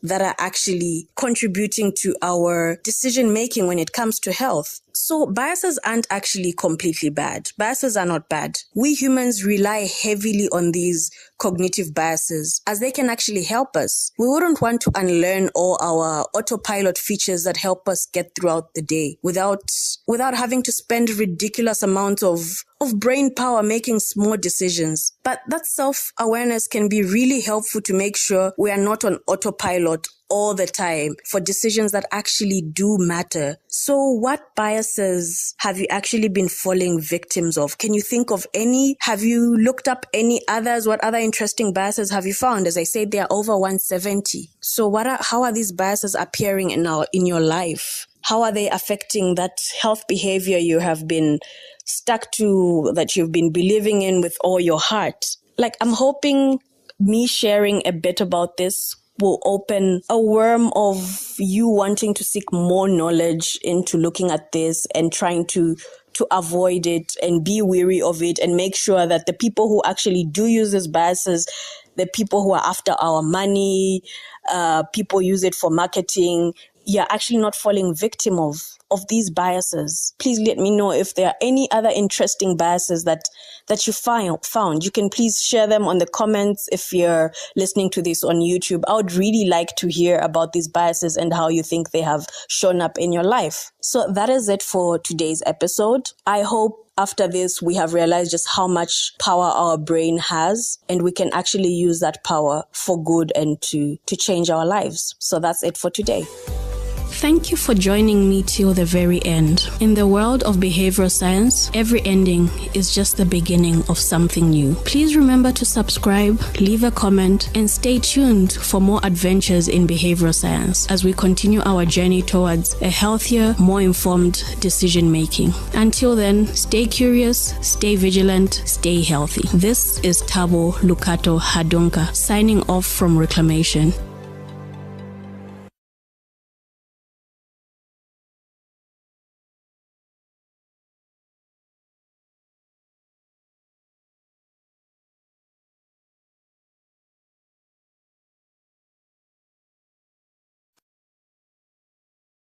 Three major ways in which our surrounding might be holding us back from being the person we want to be, or from doing what we want to do, or from quitting the bad habits and behaviors we want to. Welcome to Reclamation, the podcast where conversations meet practical insights, guiding you through the maze of behavioral science to empower better public health outcomes. With a passion for bridging the gap between medicine, psychology, and sociology, Tabo brings a unique perspective to every episode. Get ready to reclaim your understanding of health and behavior. This is Reclamation. Welcome back to another episode of Reclamation. So, for somebody like me living with a chronic disease such as HIV, that means I have to take my medication every single day for life. And that can be a bit hard to do because it's not a normal thing. It's not everybody who's taking medication every day. It's not a natural way of life. So it's something that you have to be deliberate about doing. in order to stay healthy and stay fit. So when I actually decided I wanted to get serious with doing this life thing, I went into a deep dive to figure out how I was going to ensure I take my medication every day. So I actually checked out the definitions of a habit and of behavior, because if you're like me, I even till date, I still use these words interchangeably. Is that a word? Yeah. I still use both of them the same way. So I found that the definition of a habit is the impulse to do a behavior with little or no conscious thought. So I was like, okay, so this is what I actually need to do in order for me to make sure I'm always taking my medication, because I'm going to be taking it for life. And a habit is like brushing our teeth every morning. That would count as a habit, because you don't really give it thought and it's repetitive. And you're not really conscious about it. Well, at least for most of us, like you know that every morning you have to do that. So how was I going to get my mind and my brain to turn taking my medication every day into a habit? And I just discovered during that same period how the environment actually plays such a huge role in the habits you're trying to form, in behaviors you're trying to form, be it new healthy behaviors and habits, and even habits and behaviors that you're trying to avoid and stay away from. Sometimes the environment can just be working against you. So in this week's episode, we're going to uncover the hidden nudges in public spaces that can push us towards healthier habits or pull us into the unhealthy ones, and how even the smallest changes in your home can help create a healthier habit. And we'll also talk about why I chose to keep my medication right next to the socket in my room. So, because you've already figured out from the last episode, willpower is never enough. There's so many things we want to do, but willpower is just never enough. If you haven't from the last episode, please go back, listen to the episode, and then you can continue with this one. So in the 1950s and 60s, scientists believed that addiction was all about the drug itself. They thought morphine was just a siren that caused people and people can't stay away and resist. So they set up these little tiny rat condos, or individual cages rather, each with a water dispenser containing morphine and other opioids. It was like a cocktail of drugs. And the rats had control over how much morphine they took, because there was a lever connected to each rat, and they could push it according to how much they wanted into their system. And obviously, the rats got addicted because they would always keep pushing the lever and infusing more of the drug cocktail into their bodies. So they slapped up the morphine water like their life depended on it. In the 1970s, though, Dr. Bruce Alexander, a Canadian psychologist, was like, hold up. He looked at the lonely morphine-sipping rats and thought, something smells fishy here. Or maybe it was just the rat pellets. Anyway, he decided to create a rat paradise, a rat park. So Dr. Alexander and his team created a large, comfortable environment for multiple rats. This environment was spacious, with toys, tunnels, and other forms of social and physical stimulation. Everything a rat's heart desired, I guess. And the researchers, Dr. Alexander's team, believed that this setting was a closer representation of a rat's natural habitat than the standard laboratory cages that were always used. Now here's the twist. 2 groups of rats were used in the experiment. One group lived in the standard lab cages, isolated from the other rats, while the other group lived in the enriched environment of Rat Park, the one with the rats' heart desires. Both groups of rats were given access to 2 water bottles. one containing a solution of plain water, and the other was containing a solution of the water mixed with the cocaine and the other opiates, the drug cocktail. The rats could choose which solution to drink on their own accord. And the rats living in the enriched environment of rat pack consumed significantly less of the drug cocktail than the rats that lived in the standard lab cages. So Dr. Alexander's team concluded that social and environmental factors in rat pack, such as the social interactions and mental stimulation, played a crucial role in reducing the rats' inclination to self-administer the drugged water.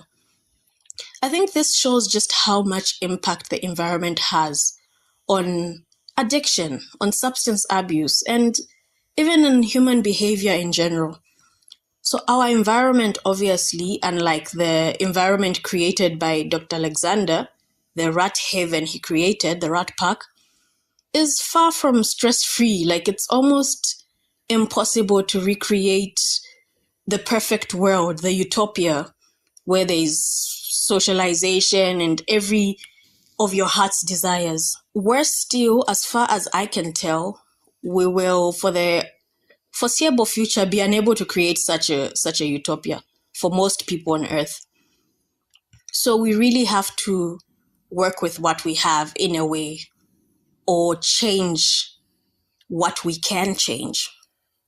And that's what we're talking about today. I like to believe there are three major ways in which our surrounding might be holding us back.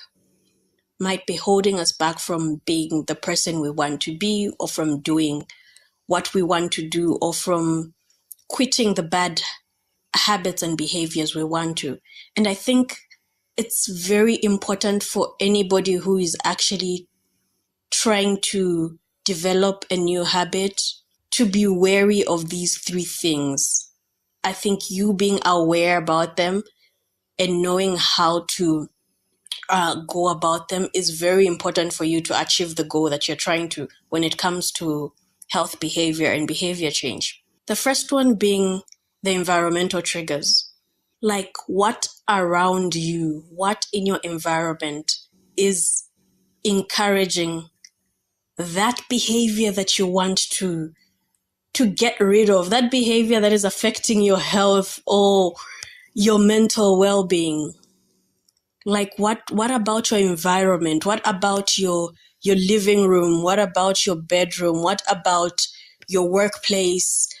What about your classroom or your school or the paths you decide to take is actually enabling that? And that's something that we need to be really conscious of.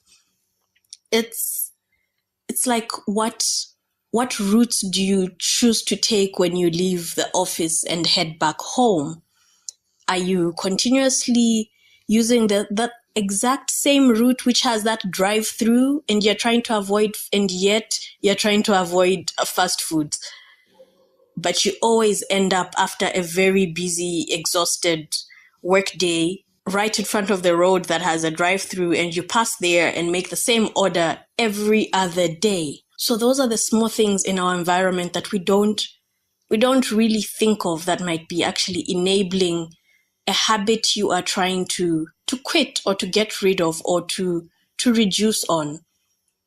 So it's looking at your space, looking at the space in your home, looking at the spaces you spend your day at, looking at the places you choose to go to. How are they encouraging the behavior you're trying to achieve? How are they getting you closer to the version of the person you want to be? And how are they hindering that? And when you know that, you can actually try to do something within your power. And the second thing, actually, on the first part, I've just remembered a story I was told. So in this particular village, they had an issue with littering. So littering was a huge issue in this community, like plastic bottles, wrappers everywhere. And I think this is something a lot of us in Zambia, a lot of us in Lusaka can actually relate to.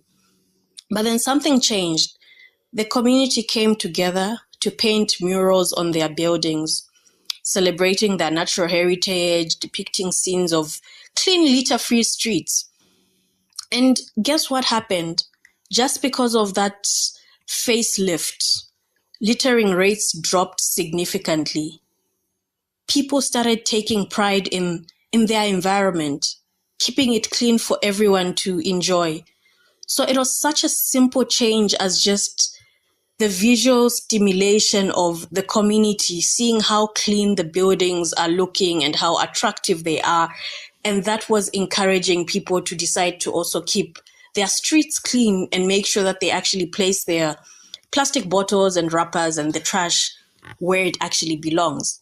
So that's a very small, it seems like a very small act, but you'd actually be surprised just how huge of a difference it makes in trying to get a group of people to behave in a certain way, or trying to get even you as an individual to behave in a certain way that you're actually trying to. The next point is the social norms and the peer pressure. Hey, guys, peer pressure isn't for teenagers only.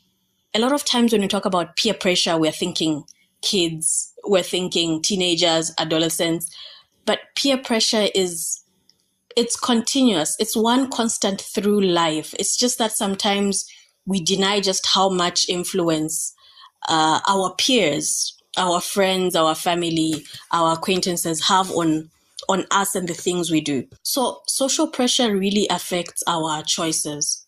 It's very hard to quit a habit when everybody around you is engaging in the same thing. It's very, very hard to stop taking a substance when the circle of friends you keep still indulge in that. It's possible. I'm not saying it's not possible. It is possible, but it's extremely hard, and you want to make your life easier if it's something you're trying to cut down on. So it's what about the social norms and peer influence? How are those affecting or holding you back? Like at gatherings, you're faced with peer pressure to drink alcohol, you're faced with peer pressure to smoke, but you have to be prepared for that peer pressure, I guess, and find an escape plan or find a way of going about it. Is it finding circles of friends who do not indulge, or limiting the amount of time you spend with specific people or around certain people? It could be you just making a plan of what you are going to do when you are in that environment. I know the one thing that is hard for a lot of us is dieting, especially during the festive season. Very few people will tell you that the festive season is when they gained the most weight, especially here where we really take that serious. Like December is the time when the most alcohol is consumed, the most food is consumed, and it's so hard to stick to a diet plan if you're on a diet plan and you're trying to reduce your calorie intake or trying to avoid certain type of food. It's extremely hard. So it's you knowing to say this is going to happen. So what are we going to do about it? What is in my control? How can I go about it? Because now I know, because it's one thing to know, but then it's about what action am I going to take? Because I'm aware of the social norms and the peer influence and how they are affecting and standing in the way of me being this person that I see myself being. And the third point is availability and accessibility. So this point is actually interesting because it takes me back to the rat pack, our little rat avengers. So, a lot of studies have shown that with most human beings, when it comes to healthy behaviors, if you are actually given both options in equal amounts, like the healthy behavior and the unhealthy one, and none of them is forced on you and it's just all things equal, a lot of the times, majority of the people would opt for the healthier option, the healthier habit, the healthier behavior, the healthier action. So a lot of the times, what the unhealthy habits that we indulge in, it's simply because you didn't have the healthier option pushed into your face as much as possible. So it's, how often are you surrounding yourself with the healthy options? Like, are you in places where you can actually freely choose? Are all things equal? Or are you finding yourself in places where it's more convenient to have the unhealthy ones? Like the example I gave of using the route where there's a drive-through with fast food and you're actually trying to reduce on the fast food you're having. So that is accessibility and availability. Make it easier for yourself. It's already, willpower is not enough. I keep repeating this.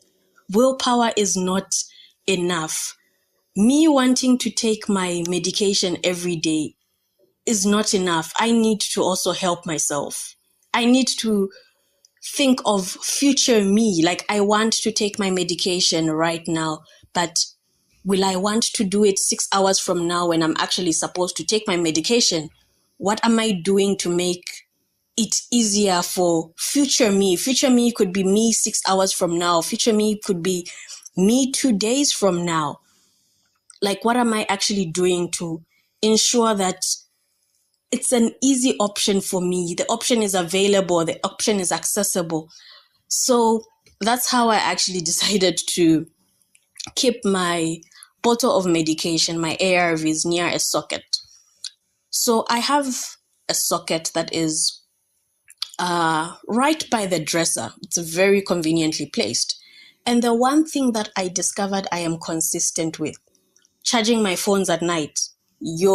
I rarely forget to charge my phones at night because I want to wake up and have my phone's on 100%. I am assured that I'll be on my phone, I'll be online, I'll be able to communicate the whole day. And as we discussed in the first episode, the results of instant gratification, like behaviors that give you instant gratification, are easier to maintain. So with me charging my phone, it's so much easier because I know the results of that. I'm going to reap them the very next day because I'm going to have a fully charged phone. And I'm also going to know to say the repercussions of not actually putting it on the charger means I get to move around without a charged phone. I am not able to communicate with my husband, with the nanny at home, with friends and family. And it's extremely inconvenient. So that was always going to push me to want to put my phone on the charger. And I think it has now turned into, it's a habit. It's something I don't think of. Immediately it's time for bed. I get into the room. What I'm doing is connecting my phone onto the charger, the socket, and charging it. So I discovered that usually when you're trying to develop a new behavior and turn it into a habit, it's so much easier if you're piggy banking on a habit that you already have. So the putting my phone on the charger is an existing habit that I've been doing for a very long time. So in order for me to remember to take my medication every single evening, I decided I'm going to place my drugs right at the socket. So that way, I never really think about, I have to take my drugs. But once I get into the room and it's time for bed and I'm connecting my phone onto the charger, what I see is my drugs. Then automatically I'm like, oh yeah, I need to do this as well. And that's how I have ensured that I take my drugs every single evening. So if I do not charge my phone that night, the chances are very high that I've not taken my medication, unfortunately. But it's made my life so much easier. It's something that I've eventually turned into a habit, or close to a habit, I guess. So that is me trying to manipulate my environment. I made it accessible. I've made it available. I've made it right, making sure it's right in my eyes before bedtime. And I've used a habit that already exists, one that has immediate gratification and immediate repercussions if I don't do it. Because, if I left it all to just taking the medication, the repercussions of not taking the medication, I'm not going to see them within a week or within a month. That's the thing. So this has really worked for me. So I'm urging a lot of you to think of what in your environment is working against you being the person you want to be, and what is actually helping you. What can you take advantage of? How can you change your personal space to encourage that habit that you're trying to form, to maintain that habit? It's not enough to want to. The willpower and motivation is not enough. It's really not enough. So how are you helping yourself to actually continue being or working towards being that person or the version that you want to be when it comes to your health, when it comes to your well-being? So there's actually a second part to Dr. Alexander's experiment. The rats, remember them, the rat pack? So Dr. Alexander wasn't done. Like, remember the experiment? He had the rats in the lab cage and he had the others in the rat pack. So he wondered, can we unaddict the addicted ones, the addicted rats? So what he did is he went further and he took the rats which had been in the lab cages, the typical lab cages, the ones that had been on the morphine bender for weeks. He gave them options of the plain water or maintaining the same morphine drug cocktail. And you'd be surprised how many of the rats opted for the plain water, even though they had already been addicted to the morphine and had turned into addicts. But once they were moved into the new environment where there was everything to play with, the socialization, the stimulation, the rats' heart desires, a lot of them opted to be taking the plain water, despite them having withdrawal symptoms that were unpleasant. So again, this actually reinforces just how much of the environment actually plays a role in behavior, in both forming new behaviors and in getting rid of bad behaviors. So our environments actually matter a lot. And we are not just chemical reactions. We are social creatures. Our cages, whether literal or metaphorical, they really do affect our behavior. Things like loneliness, stress, and disconnection, they are real villains. So as we navigate our own rat packs filled with screens, concrete jungles, and the Wi-Fi passwords, let's remember that connections actually heal and purpose empowers. And maybe, just maybe, we can unaddict ourselves by creating our own rat pack.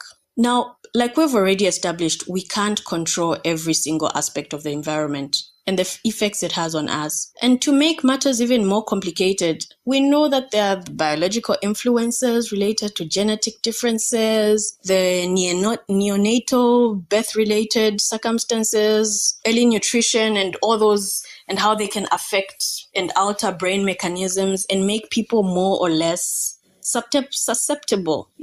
This word always shows me flames, but yes, susceptible to the effects of trauma. So switching up your environment might not really be the silver bullet to behavior change, but it makes significant impact.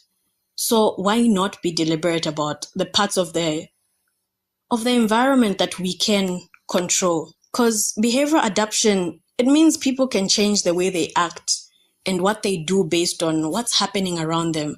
When we're talking about addiction, it suggests that individuals can learn and pick up new, healthier habits to replace the ones linked to addiction. And that's the thing I'm always telling even the clients I'm seeing, that it's hard to get rid of a habit if you don't have something to replace it with. So this might include coming up with ways of handling stress, managing tough situations, and making healthier life choices. So that's just something I want you to think about at the end of this episode. Like, how is your rat park looking like? How have you designed your rat park? And how can you design it further to help you achieve the goal that you want to? I hope this is something that actually gets a lot of us thinking and pushes you to design your own little rat pack in the best way possible that you can. And that's the end of today's episode. Thank you for joining me till the very end. In the world of behavioral science, every ending is just the beginning of something new. Please remember to subscribe, leave a comment, and stay tuned for more adventures in behavioral science as we continue our journey towards a healthier, more informed decision making. Until then, stay curious, stay vigilant, stay healthy. This is Tabo Lukato Hadonka signing off from Reclamation.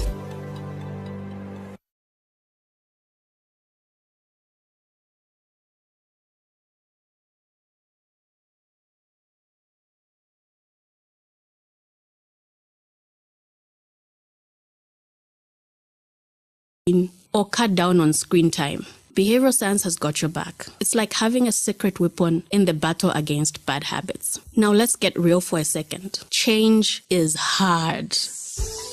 Welcome to Reclamation, the podcast where conversations meet practical insights, guiding you through the maze of behavioral science to empower better public health outcomes. With a passion for bridging the gap between medicine, psychology, and sociology, Tabo brings a unique perspective to every episode. Get ready to reclaim your understanding of health and behavior. This is Reclamation.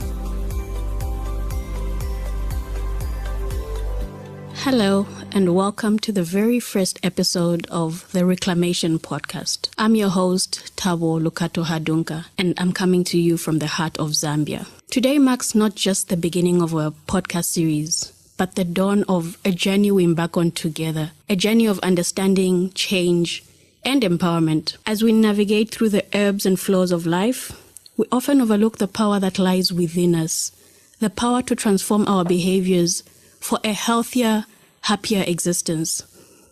You see, this isn't just any podcast. This is a movement. It's a reclamation of our innate ability to shape our destinies through informed choices and deliberate actions. And I'm here to guide you through it all. Well, at least try to. But before we dive into the depths of behavioral science and its wonders, let me share a piece of my heart with you.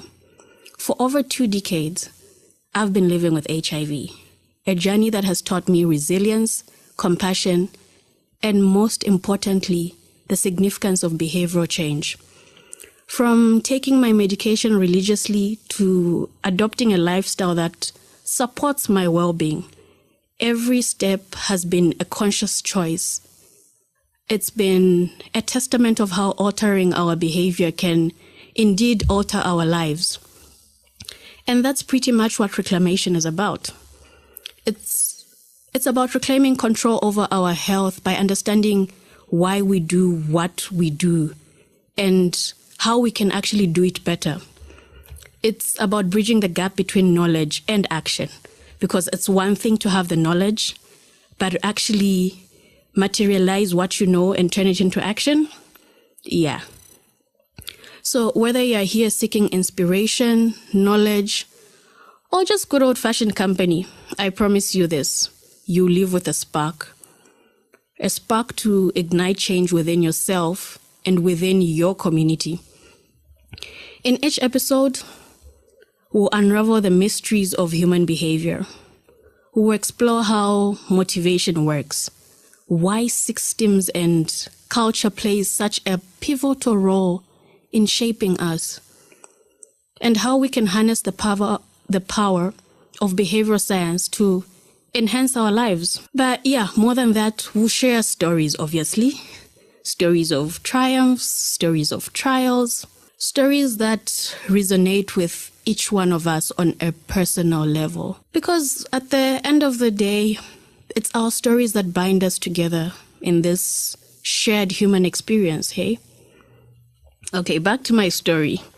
So over 20 years ago, life threw me a curveball that no one could have seen coming. I was diagnosed with HIV. And this was a time when the world whispered about it in hushed tones. The future seemed like a distant dream. But here I am, 2 decades later. Not just surviving, but I don't know, am I thriving? But yeah, thriving, I guess. And I owe it all to understanding and harnessing the power of behavior change.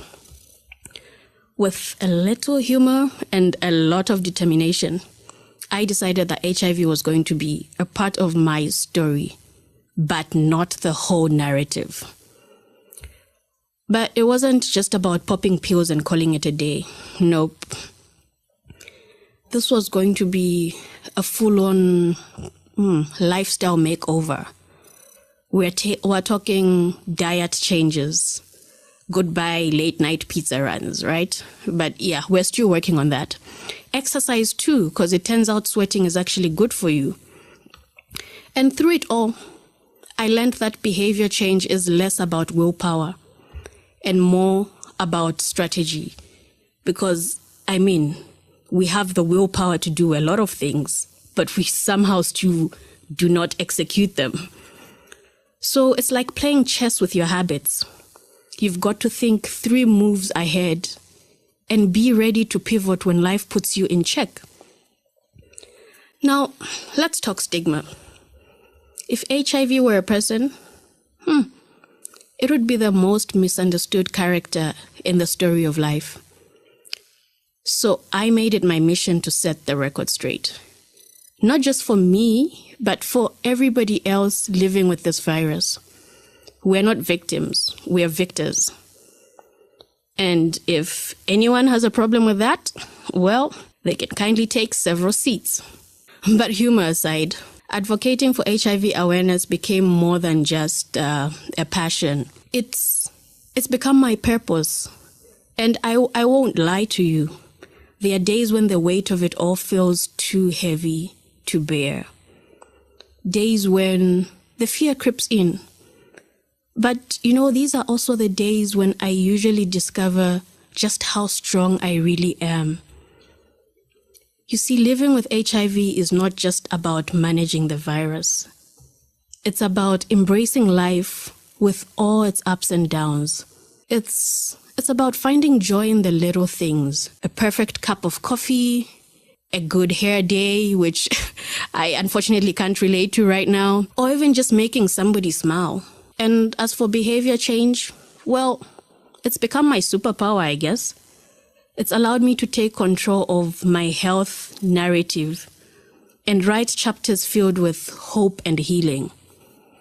So here's what I want you to take away from my story.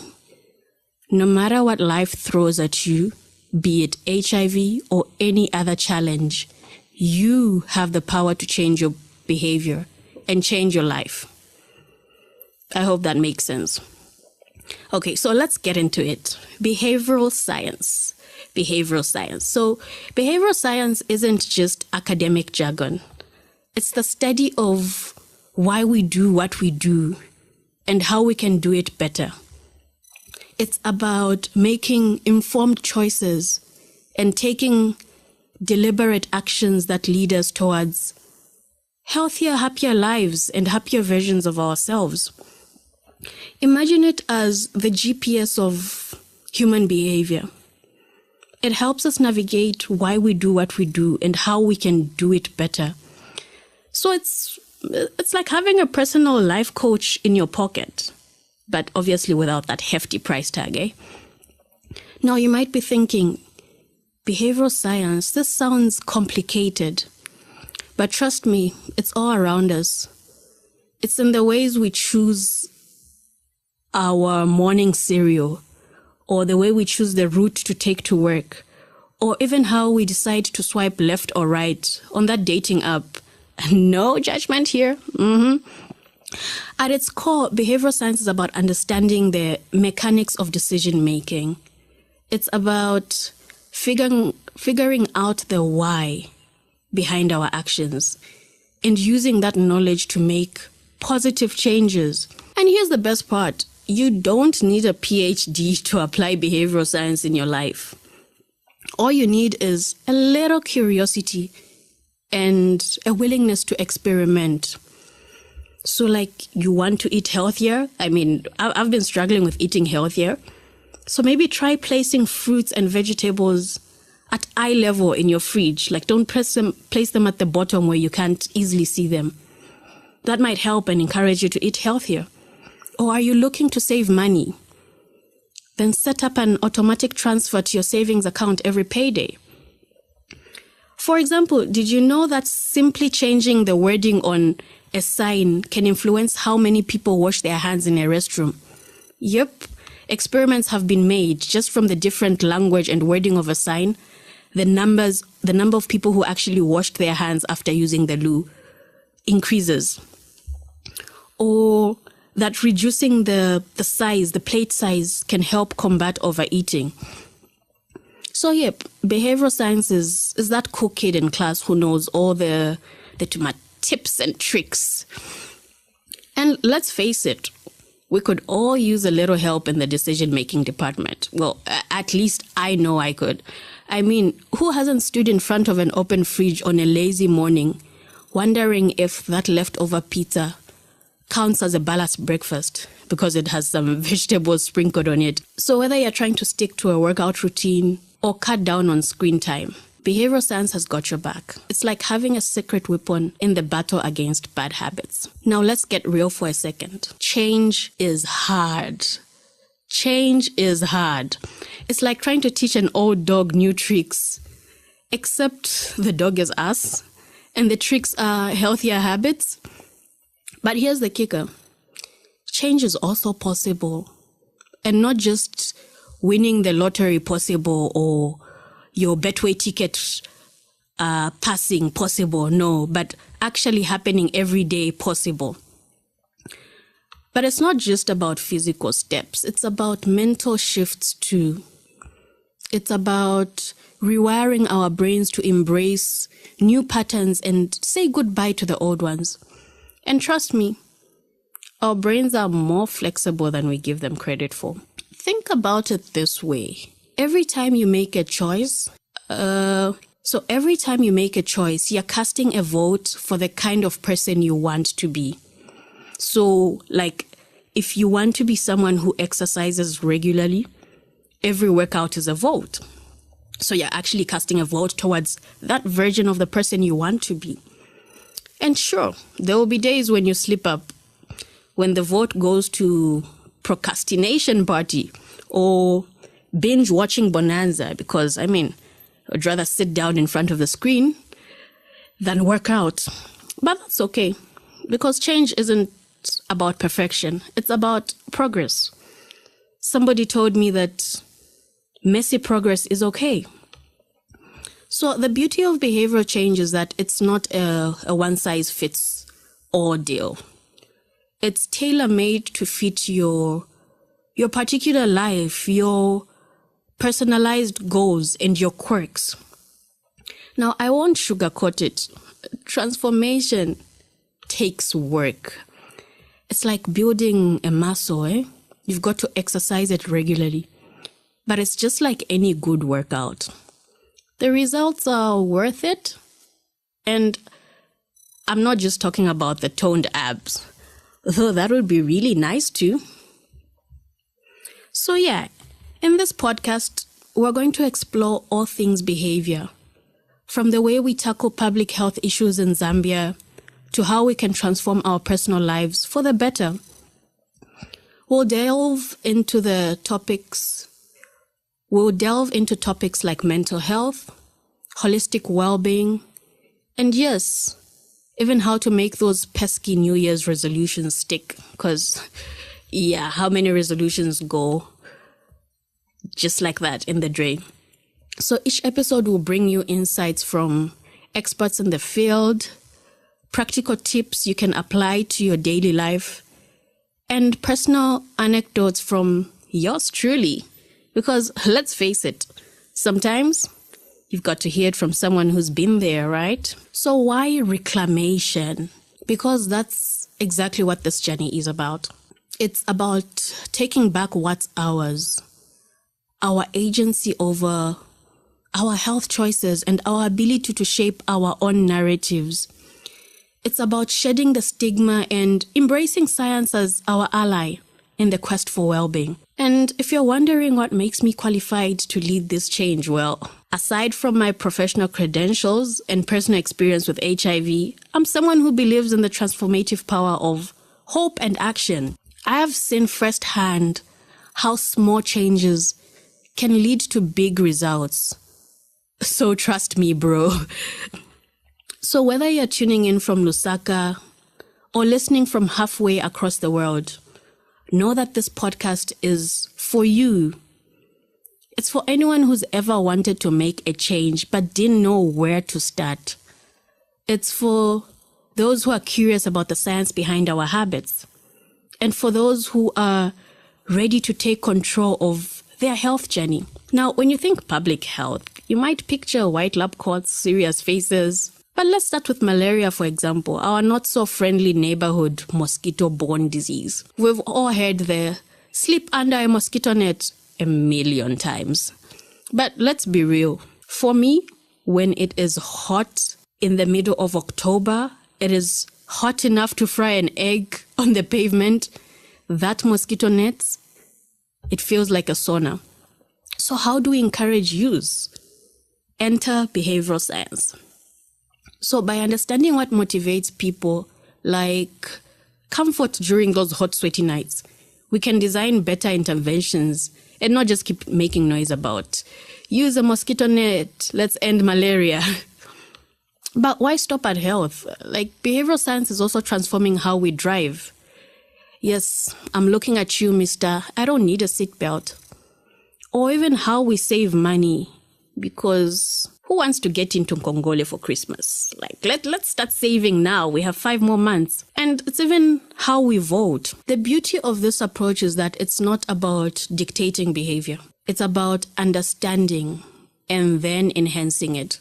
It's like having a conversation with the nation, but one where we listen first and then act. So, like, have you ever wondered why it's so hard to resist the second slice of cake? Like, you know, when you have cake in the fridge, like, I'll speak for myself. On my birthdays, there's a full cake and my husband doesn't really enjoy cake. It's very hard to control myself and tell myself I'm only going to have 1 slice in a day. That's almost impossible. We will eat that cake. I will. Let me not even say we. I will eat that cake for breakfast. I will eat it as a mid-morning snack. I will have a slice again just after lunch for dessert. I will have a slice again in the evening while watching a favorite TV show. So yeah, it's really hard to resist the second slice of cake, even when you know you should be done. Or why we check our phones every 5 minutes. Well, behavioral science has the answers. And they are not as complicated as you might think. It actually turns out our brains are wired for instant gratification. That's why the cake is calling my name. And why social media notifications are like catnip. But here's the good news. We can rewire our brains. It's like updating your mental software. But it's not just about self-improvement. It's about community improvement too. Imagine if we all used behavioral science to be a little kinder, or a little more patient, or a little more understanding. We'd be living in a utopia, eh? Or at least a friendlier neighborhood. So whether you're trying to drink more water, or spend less time in front of the screen, or using your phone less, well, at least after this episode, of course, because don't decide you've had enough gadget time for the day when I need you to keep listening to this episode. But you just need to know that every step counts. Now, let's talk about these pesky habits we all want to kick. You know, the ones like biting your nails or hitting snooze 1 too many times. Behavioral science tells us that to break a habit, we need to replace it with a new one. So it's very hard to actually break a habit because I feel like you leave a vacuum, like you need something to fill up the vacuum. So instead of biting your nails, for example, how about drumming your fingers to the beat of your favorite song? And instead of hitting the snooze button, we put our alarms across the room. And we turn waking up in the morning into a scavenger hunt. Like, put your phone away from the as far away from the bed so that you're forced to actually get up and turn it off. But has anyone actually tried that though? Because I really struggle with getting up in the morning. So has anybody, I know it's something that has been circulating for a bit. Has anybody given it a try? And has it actually worked out? Or have you found better ways of actually getting up early if you're like me who struggles to get up? Please leave a comment on if it actually helped you with getting up on time or if you found another way of getting up on time. And just like that, we're at the end of the first episode. Wow. You actually made it this far. I hope you now have an idea of what reclamation is about. If you've enjoyed today's episode, don't keep it to yourself. Share the love. Tell your friends, tell your family, tell everybody about it. And thank you for tuning in today. Thank you for joining me till the very end. In the world of behavioral science, every ending is just the beginning of something new. Please remember to subscribe, leave a comment, and stay tuned for more adventures in behavioral science as we continue our journey towards a healthier, more informed decision making. Until then, stay curious, stay vigilant, stay healthy. This is Tabo Lukato Hadonka signing off from Reclamation.